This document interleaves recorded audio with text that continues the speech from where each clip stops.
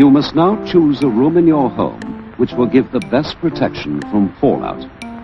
If you live in a house, the safest place is the ground floor or basement. Here is another idea. Make solid sides around the tables out of heavy furniture, boxes filled with sand, earth, or books. If you can, lay strong boards or doors across the top and cover them with bags of heavy material. Whatever type of refuge you have, the main thing to remember is that the more heavy material you have around you, like earth or sand, the more chance there is of saving your life.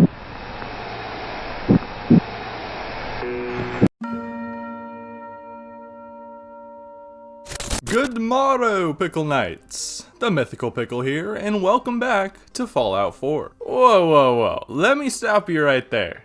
This isn't just any old challenge run. As of recording this, August 18th marks this channel's 1-year anniversary. Quite a feat, I must say, and I am more than proud of this community and how far we've come, and I couldn't have done it without all of you. So, in the name of fair trade and keeping with the theme of this channel's first video, I present to you the magnum opus, if you will, of challenge runs. Can you beat Fallout London as a Sarcastic Alien? Yep, that's right. Paul the Zayton and his pearly whites are back in the wonderful realm of Fallout, this time taking on the waste-ridden streets of London. Thanks entirely to the Fallon modding team, they've created a DLC-sized mod that takes us to the United Kingdom years after the bombs first dropped. Now, I'm just as excited as you are to see how our green friend here fares in the land of tea and crumpets, so let's get the rules out of the way as quickly as possible. First thing we have is our standard rules that are likely to be seen in future challenge runs. That is, no companions of any kind except for quest mandatory ones, of course. I must stay in character with all dialogue and fraction decision. And last, but certainly not least, I must beat the main quest. And for our more unique rules, since we are a Zayton alien, much like last time, we will be limited to only using alien technology to take down enemies. Now, Paul's already been around the block this time, and although we'll still be starting at level 1 for scaling purposes and all that, we will be starting with all the Zayton weapons shown on the screen, including my personal favorite, the Captain's Sidearm. Oh yeah, did I mention Paul's promotion? Yep, that's right. After the events of the last challenge run in Fallout 4, Paul the Zayton returned home, then was immediately honored with the prestigious title of Captain for a job well done. The position really just comes with a cool pistol in this neat cape. Spiffy, huh? Well, speaking of clothing, I'll be forced to wear the alien spacesuit as well as the captain's cape for the entirety of the playthrough. Now, this time I will be allowing myself the luxury of wearing leather armor over the spacesuit for just a bit of added protection, but every other kind of armor is off the table. And lastly, as the title suggests, our little green man has got quite the chip on his shoulder when it comes to humans, and as such, he tends to be pretty sarcastic, bordering on rude, when talking to them, which means we'll have to choose the sarcastic dialogue options whenever available. Now, unfortunately, since Fallout London was made through our lovely modding community, our player character doesn't actually verbally speak in the gameplay. Never the matter though, I'll still be abiding by this rule throughout the run, which is sure to piss off a few of the locals. Perfect. Now that the rules are set, it's time to journey into the lovely land of courtesy loops and crumpets. Welcome to Fallout London. Well, after awaking, imprisoned in a test tube of some kind by some snarky scientist, luck would have it that the lab I was in was raided at that very instance. So, after some of Paul's famous ingenuity, I broke free and made my escape out of this lab thingy, whatever it is. Along the way, Paul collected a few items that seemed mighty helpful for our inevitably long journey ahead. Now that I've got a Pip-Boy, I was finally able to make use of the Captain's Sidearm. Now, most of these alien weapons run on AB rounds, which are alien-centric and can't be found or made anywhere in London to my knowledge, so we'll be starting with a set amount somewhere around 1,000, and yeah, I know that sounds like a lot, but trust me dude, it's not. And since these rounds are finite, I'll have to find a way to convert some of the other alien blasters to use fusion cells, but but we'll worry about that later. After navigating through the maze of a laboratory, I stumbled upon a mysterious and mostly anonymous figure on the big screen who goes by the name Mr. Smythe. Now, Mr. Smythe alluded to there being much bigger things at play in London, but wouldn't go into the details. Instead, he told Paul to kick rocks. And kick rocks we shall, as shortly after exploring and finding this devious little note,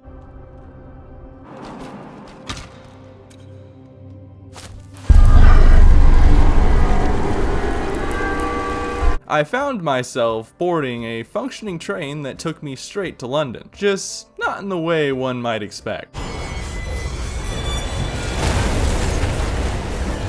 After narrowly escaping with his life, Paul quickly found some new friends, namely Sebastian Gaunt, leader of a local gang called the Vagabonds. Now, sadly, I had to cut this very interesting interaction short, as Paul had sustained quite a head injury from the crash, but Gaunt did direct me to another nearby settlement called Thameshaven, where I might just find a doctor. So, that is exactly where I set my sights. Thankfully, I didn't experience much in the way of resistance getting there, with the exception of rescuing a little English bulldog from certain doom. Hey buddy, hey, you alright? Oh my god, what the f is wrong with your face, bro? Sorry. I'm sure that pup has a wonderful personality. But regardless, it was time to get back on course, and eventually I wound up in the sewers of London. Not ideal, but apparently that's where Thameshaven is located. And after wandering around aimlessly for longer than I probably should have, I found some new friendly faces. Oh wow, yeah, I see why they live underground. Yeah, not much in the way of looks, but to be honest, Paul isn't really one to talk about beauty standards.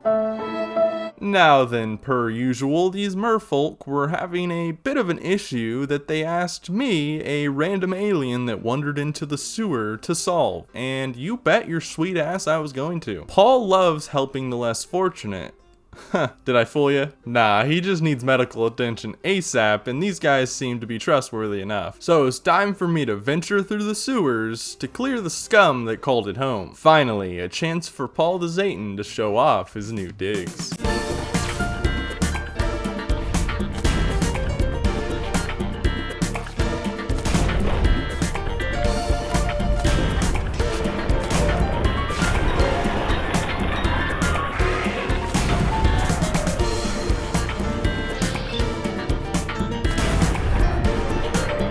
And after ridding the place of its unwelcome guest and rescuing a weary fellow captain, I was finally able to fix my concussion with the local doctor in the market. After which I talked to the ferryman I just saved, who recommended I find another laboratory escapee by the name of Archie to maybe get a better handle on what experiments they were running on our boy down in that lab. Now, I wish I could say finding Archie was easy, but not only was it quite the walk, but most of the water in this area is so heavily irradiated that just a few seconds in it spells certain doom, and take a wild guess as to where Archie was. So Paul carefully tiptoed around the rooftops, and after listening to this guy's life story and clearing out some Mylark pest, I finally gained an audience with Archie. Yep, the dude the ferryman sent me to find to solve all my problems was a snarky 12-year-old. Well, we're in too deep now. After talking to Archie about my situation, he agreed to meet me and the ferryman at another lab just west of here. The lab of which Archie escaped from along with a few others. And after a bit of lore development and a ride on the logjammer, I found myself face to face with the Great London Tower Bridge in all of its majestic beauty. Unfortunately though, it seems that the local cannibal gang known as the Beefeaters decided it was majestic enough to set up shop on. Not a problem though, as Paul was itching to finally see some action again anyway.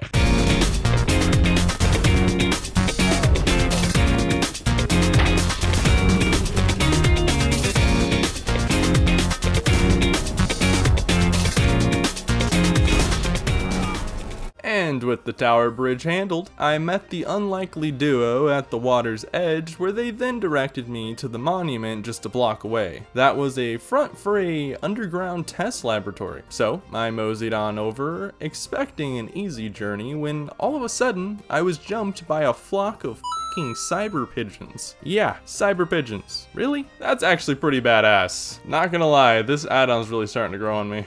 Anyway, I continued into the monument, pushed a few buttons, opened a few doors, and experienced what I can only describe as some kind of scene out of a B-rated horror movie. Oh shit, what the f*** is that?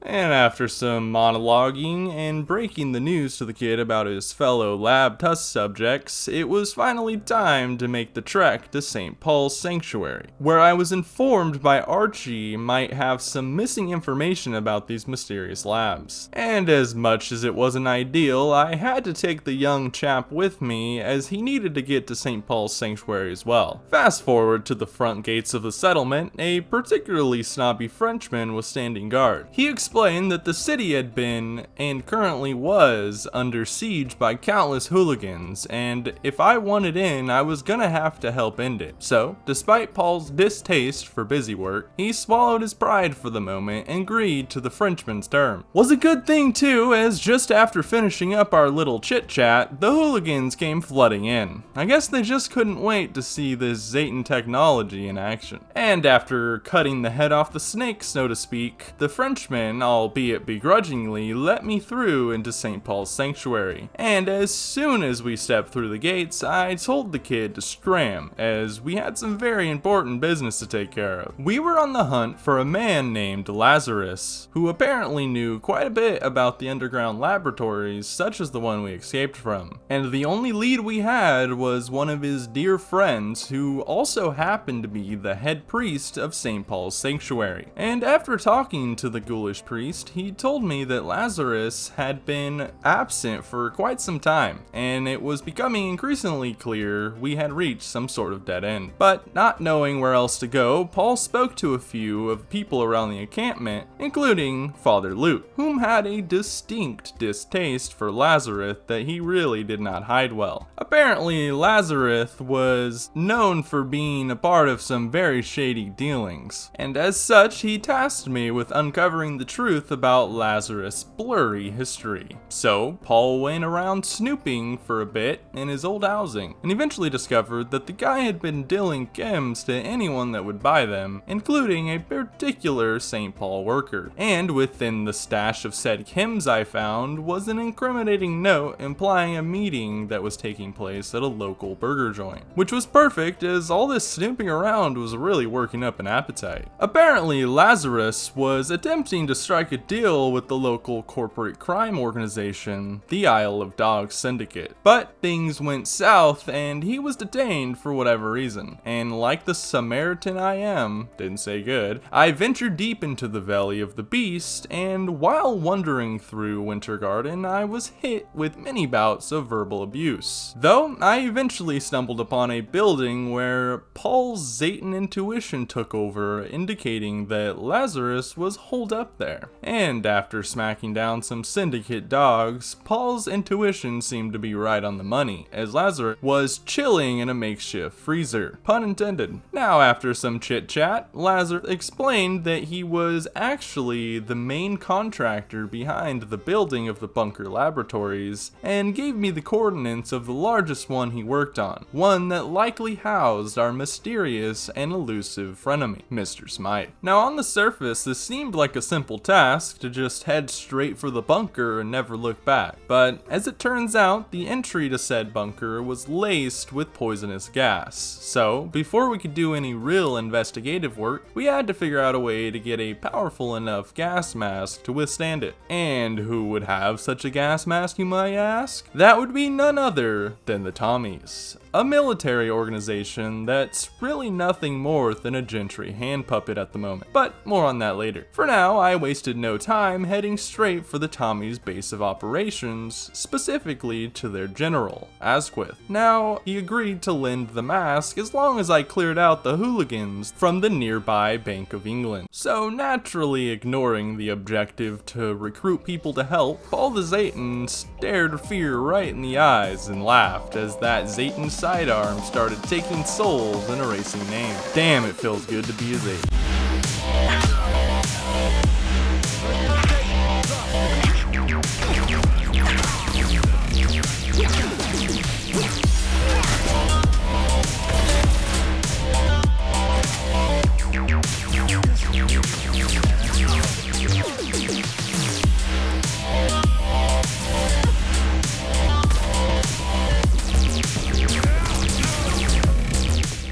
After clearing out the discount raiders from the bank, I headed straight back to the Tommy's and secured the gas mask. And with that little detour over with, it was finally time to head straight into Islington to find this hidden laboratory. But just before getting to the good stuff, Paul was lured by the wailings of a man. Specifically, this ghoul chap named Arthur Mountbatten, who seemed to have got to quite the predicament. Now, this guy's a follower if you want him to be, but you know the rules. No companions unless absolutely necessary. And unfortunately, that includes our new friend Arthur. But still, before I dipped, I did what any good Zayton would do and lent a helping hand.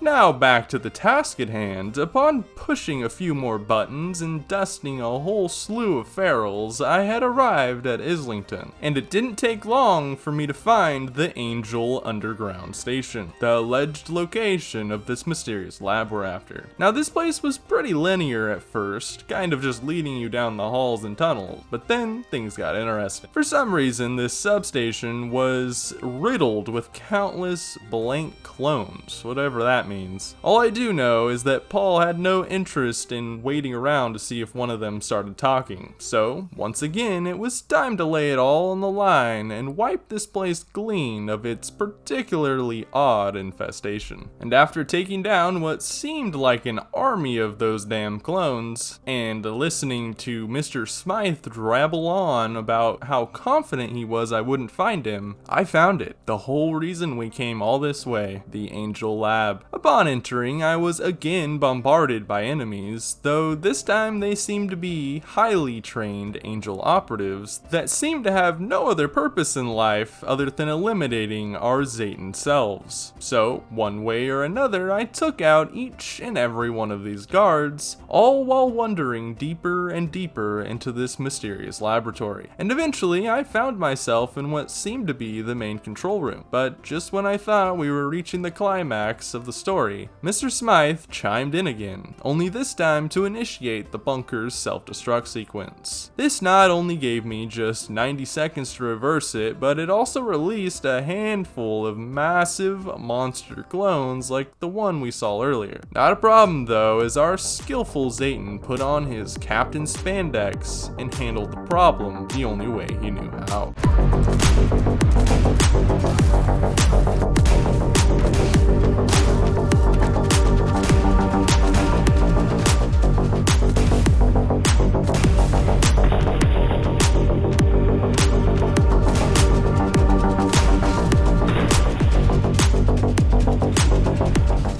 And just like that, after inserting his three-fingered hand into the foreign contraption, Paul was quickly injected with a mysterious fluid. Who knows what it is, but apparently it geared some element I wasn't even aware I had, so I'll take it. Sadly though, this was also a dead end, and Mr. Smythe chimed in once more to so smugly remind me that he was long gone by the time we even arrived. Not only that, but he encouraged Paul to come meet him at his palace in Westminster. Not ideal, but there was a subtunnel that seemed to be the only exit from here and likely where Mr. Smythe escaped through. And after a very long journey, I wound up at the front gates of Westminster, and after talking to the guard, I was so graciously let through. Now, this place is quite different from the rest of London's wasteland, as Westminster was home to the gentry folk, upper class snobs that had a lot of money to repair and build buildings.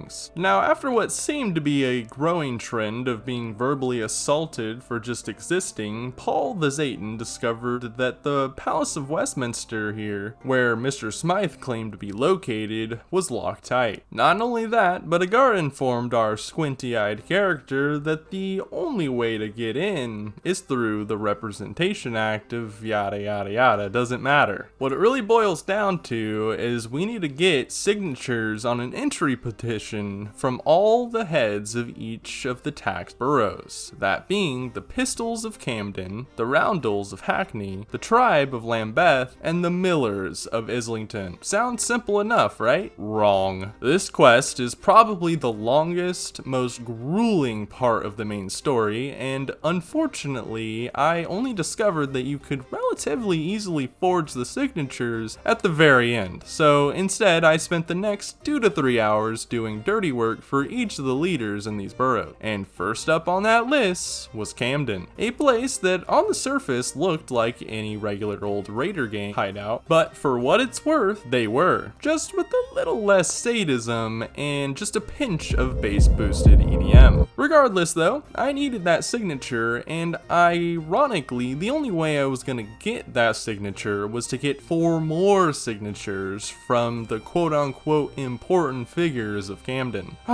Don't you just love bureaucracy? Anyway, after settling each of these dingus's trivial concerns over the course of the next hour or so, I had the 4 signatures and was finally granted the first petition signature from Apache Alice. In fact, the Pistols ended up liking Paul so much that they even gave him a flat to do with as he pleased. Pretty sweet digs for an alien, I must say. In any event, it was time to hightail it out of Camden and straight to Islington, where we found a group of mostly idiotic skinheads, all under the command of one man, Miller. Miller is a ruthless dude, but that's really nothing Paul the Zayton hasn't dealt with before. Anyway, after discussing signatures with the guy, Miller claimed that an old friend of his had been rumored to be in the St. Paul's Sanctuary, and Miller was indebted to the guy, so naturally, instead of getting off of his lazy ass and going to find him himself, he wanted me to go find him and clear their unsettled debt. All for that damn signature. Yay! More busy work for us. Normally, Paul would have declined such a one-sided offer, but we really need those signatures. So, off to St. Paul's we went. After finding and discussing the situation with this guy, it seemed that the only one thing that would be worthy of settling their debt was putting his wife, who had turned feral some time ago, out of her misery. Pretty grim stuff when you really think about it, so try not to think about it. Anyway, in the interest of time, I quickly began a long, arduous journey to the location of the ghoulie in question, but on my way there, things took a turn for the worse. It was like something out of a nightmare. During an increasingly violent rad storm, while it's being jumped by a group of masked weirdos, it finally happened. I had finally ran out of AB rounds, meaning all of these alien weapons I had on me were about as useful as paperweights now. All of them except for, drumroll please, the electro suppressor. Yikes. Probably should have spent more time in the drawing room discussing the shape of this very interesting looking chalk baton. But nevertheless, this was our only weapon in our arsenal keeping this run alive. So, with no other choices, I continued my journey, finally finding and wiping out the feral ghouls that lived in the area, and by some act of the Almighty, I defeated a legendary feral that dropped this wonder weapon, along with a few AB rounds. Not a lot, but it was something. And although it was probably Paul the Zayton's most difficult battle to date, we emerged victorious and finally put an end to the suffering of some dude's wife. I swear this game gets so weird sometimes. And upon returning to Miller to tell him the good news and also the fact that his bro had since passed away, he seemed pretty unfazed. Unsurprising though, to be honest. And after pressuring him him again for it, he did eventually sign the petition, leaving us with just 2 more to go. The next of which was the roundels, which was just a matter of helping out with a local gang dispute, playing errand boy for the local fashionistas, and helping a prince get sober from his life of chems. I would go into more detail, but honestly, it's exactly what it sounds like. And upon setting that prince straight, he was more than happy to sign the petition, leaving us with just Lambeth to deal with. And I was going to help these guys, but as I mentioned earlier, I actually happened upon a letter from the leader Roach that had a signature on it. Jackpot. I took it straight to the letter forger, and just 100 tickets later, I had one fully signed petition of entry into the Westminster Palace. Whew, that sure was a long journey to get all those signatures. I sure hope nothing bad happens that renders all of that work pointless. Son of a bitch. Yep, it's exactly what it looks like. For all my hard work, I was rewarded with an express ticket to prison. Specifically a secret prison buried deep beneath the ground, designed specifically for those that Mr. Smythe deems problematic. Not the best of situations, but somehow this actually wasn't the first time Paul was captured, so he knows a thing or two about escaping undesirable situations. But before he could get to scheming, an angel trooper started talking to me out of nowhere. Apparently, all angel troopers are clones that are specifically created for combat and as such have a very limited lifespan, and this particular one was less than happy with being forced to work with Mr. Smythe for the remainder of it. And without unlocking the cell door or helping me in any way, he told me to meet some other dude that was a supposed rebel to the cause as well, and then just left. Awesome. Well, like I said, this wasn't Paul's first rodeo, so it didn't take long to figure out a way to get the security guards to open up the cell. And as soon as they did, I sprinted as fast as possible through any door that would open, eventually finding my belongings in a nearby chest. And you know what that means. It was time, once again, for a good old-fashioned ass-kicking. And this time it's personal.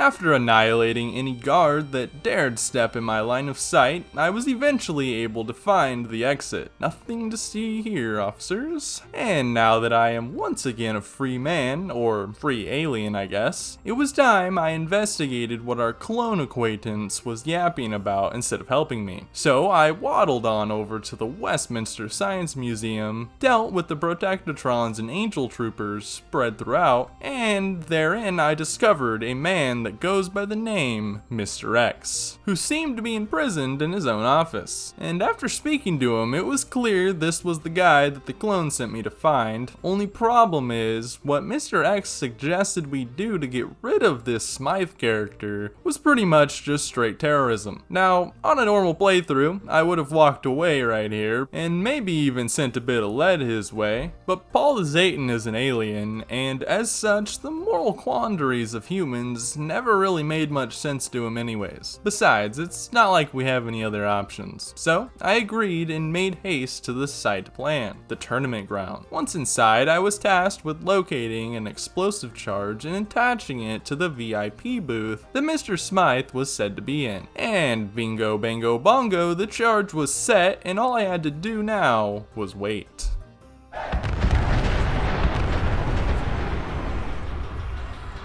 Salutations.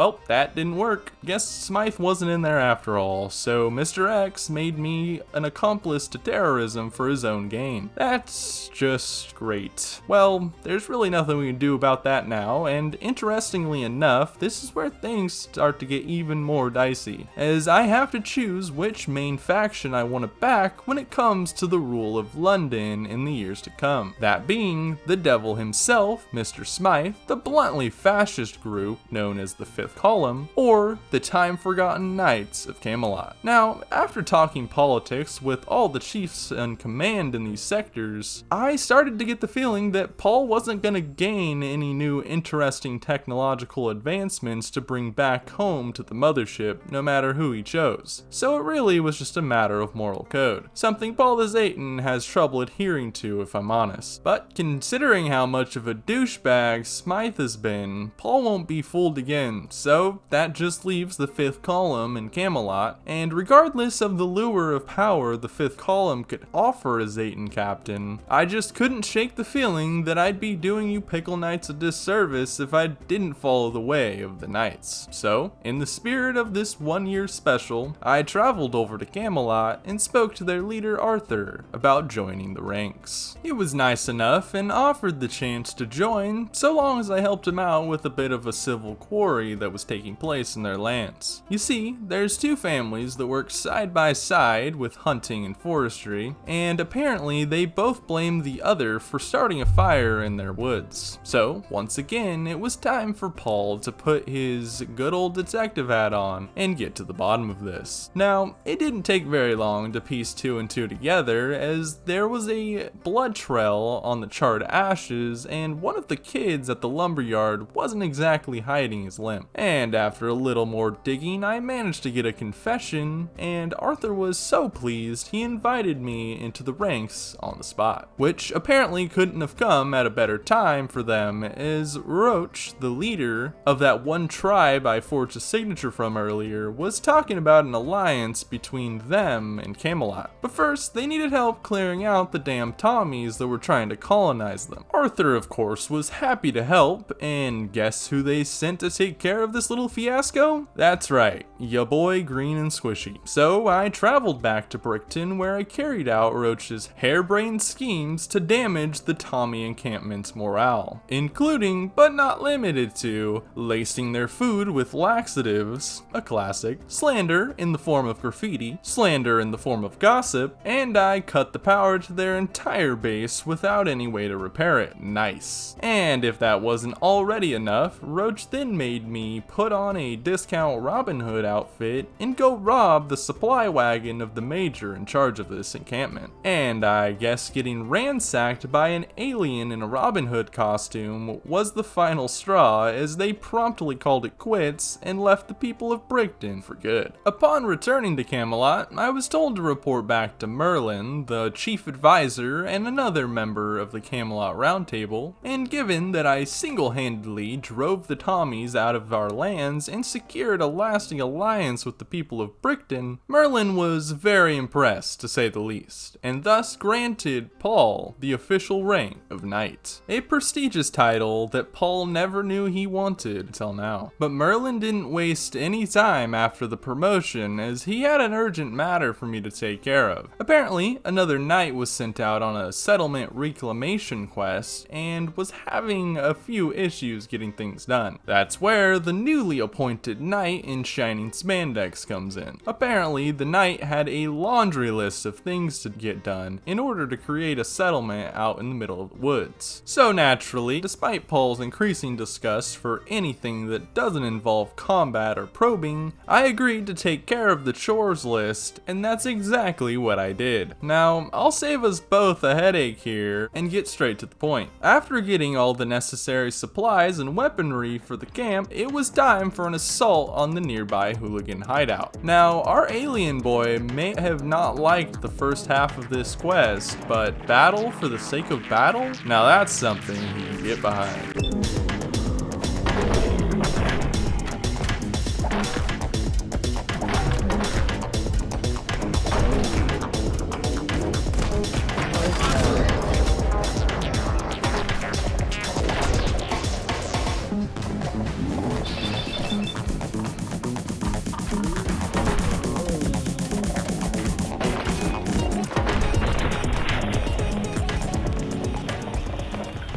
And with the factory cleared, my job was done, and I returned to Arthur with the good news, to which he paid very little attention, and in fact slammed yet another item on our agenda. Yippee! And since we already burnt pretty much every other bridge we've got, I complied and got the job done, which included taking out a few members of the 5th column that had abducted one of our knight's parents for blackmail. Yeah, that's pretty And to top it off, it turns out there's a 5th column spy among the crew of Camelot as well. Great job keeping your soldiers in check, guys. Though when I returned to tell the round table the bad news, things got way worse. It was the Tommies. They had come in full force with the intent on leveling Camelot. But little do these nerds know that Paul the Zayton had been waiting for this very moment since the last time this sort of thing happened. It was time to show these Tommies where they can shove it.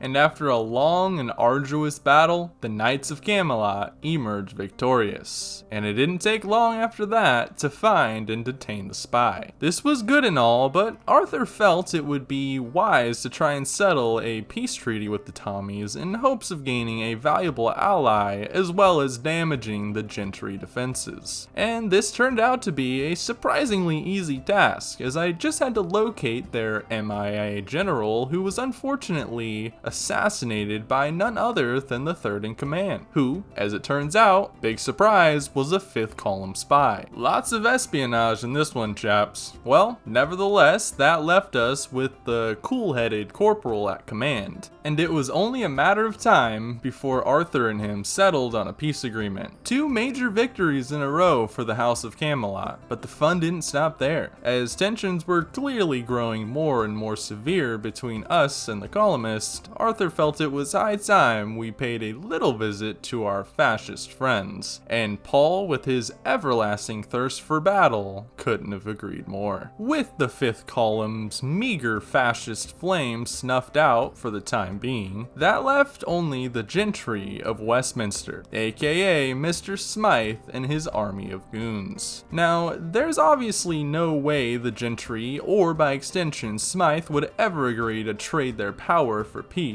so that meant we were going to have to solve this little problem the old-fashioned way. Though preparing for a war-sized battle such as this is no simple task, and as such takes several in-game days to prepare for. So, during that time, I took it upon myself to do a few more side quests in order to reach level 28. And why level 28, you may ask? Well, do you remember that alien rifle we picked up during the Miller signature quest? Well, that rifle has a modification to use fusion cells instead of AB rounds, so long as I have the Science 3 perk, and of course this requires us to be level 28. So, after a bit of questing around London, I quickly found myself there, and after upgrading the rifle and buying as many fusion cells as I could get my big meaty claws on, Paul the Zayton was officially a powerhouse that not even a Deathclaw would dare look in the eyes. And with that done, it just so happened that the war preparations were now complete. So I made my way over to the Bridge of Westminster where Arthur awaited. He gave a noble speech to the many knights that stood at the ready to charge head-on into battle, and even though Merlin built it, Paul was given the honor of launching the trebuchet full of Tommy explosives. It was time for the greatest battle Paul the Zayton had ever faced. Let's give him hell.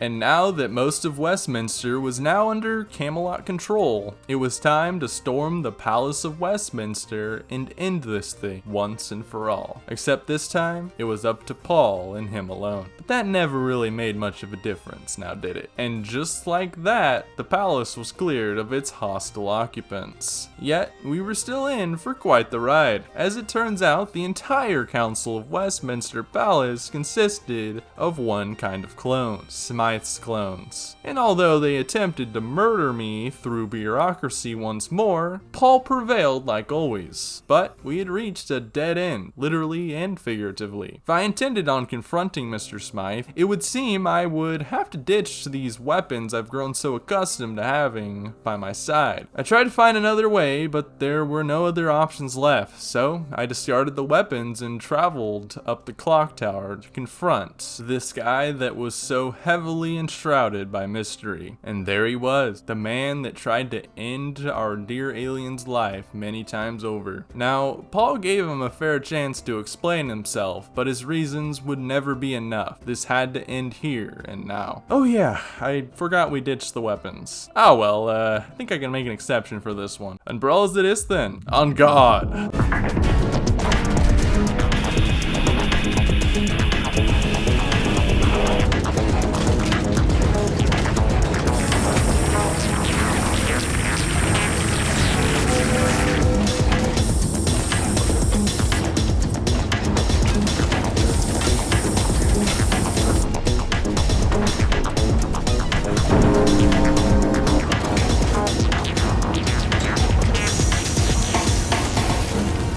And after giving him a good old-fashioned beatdown, Mr. Smythe fell off the ledge, hanging by a single arm, and Paul was faced with yet another moral dilemma. Does he let him fall to his death and let everything he worked so hard to build crumble right before his very eyes? Or does he help him up and hope that he pledges to a life of honest work and human compassion? Nah, I'm just playing. Did I get you that time? This is Paul the Zayton we're talking about. F that guy. And just like that, Westminster, and by extension all of London, was free from the reign of clone tyranny. And all this to prove that yes, you can indeed beat Fallout London as a sarcastic alien. Well, I hope you enjoyed that 1 year special. I couldn't be more proud to see how far this channel's come since that first upload, and we're not stopping here. No sir. If anything, we're just getting started. It was a lot of fun to make, and I really enjoyed getting to explore a new post-apocalyptic world and being able to share it with all of you. And to say that this mod was DLC sized would be an understatement. I see a lot of people saying that, but Fallout London might as well be an entirely new game for the Fallout series. Anyways, that does it for today's video. If you enjoyed it, be sure to check out some of my other videos here on the channel. I'm sure there's something to strike your fancy. I hope you have an amazing rest of your day, and as always, remember to smile.